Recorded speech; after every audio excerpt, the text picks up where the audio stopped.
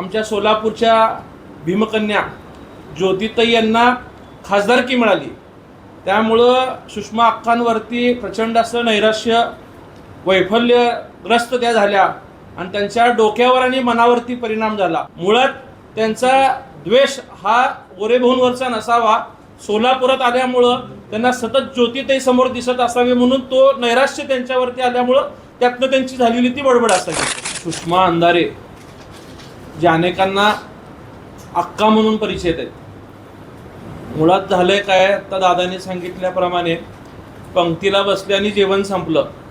संपूर्ण हयात बाळासाहेबांवरती द्वेषाने टीका करायची, हिंदू देवदेवतांचा अपमान करायचा, उद्धव साहेबांवरती आयुष्यभर टीका करायची आणि स्वतः व्यावसायिक भाषण करते असलेले सुषमा अक्का या मिटकरींसारखं आपल्यालाही कुठल्या तरी पक्षातनं आमदारकी मिळेल म्हणून शिवसेनेसोबत जोडले गेले आणि त्यांच्या पायगुणाने शिवसेनेची जी काही वाताहत झाली आणि नेमकं त्याच वेळेस इकडं आमच्या सोलापूरच्या भीमकन्या ज्योतिताई यांना खासदारकी मिळाली, त्यामुळं सुषमा अक्कांवरती प्रचंड असं नैराश्य वैफल्यग्रस्त त्या झाल्या आणि त्यांच्या डोक्यावर आणि मनावरती परिणाम झाला।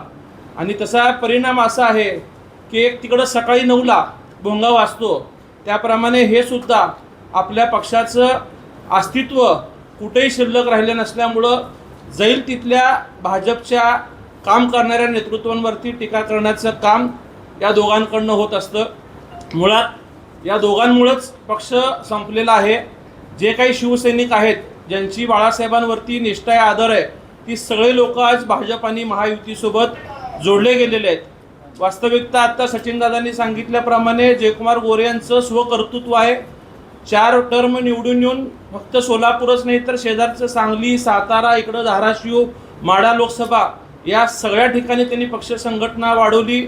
नगरसेवक, महापौर, जिल्हा परिषद अध्यक्ष ही सगळी पदं या ठिकाणी बहुसंख्येने निवडून आणलेली आहेत। माणसांनी कर्तृत्वाने आपली कार्यपद्धती सिद्ध केली पाहिजे।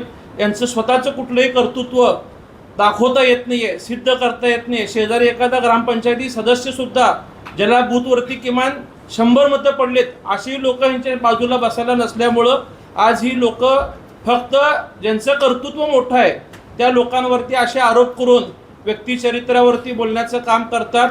आपल्याला कल्पना आहे, एखाद्या माणसाला ज्यावेळेस विकासातनं किंवा कामातनं थांबवता येत नाही त्यावेळेस माणूस शेवटच्या वेळेस हा व्यक्तिगत टीक्यावरती येत असतो।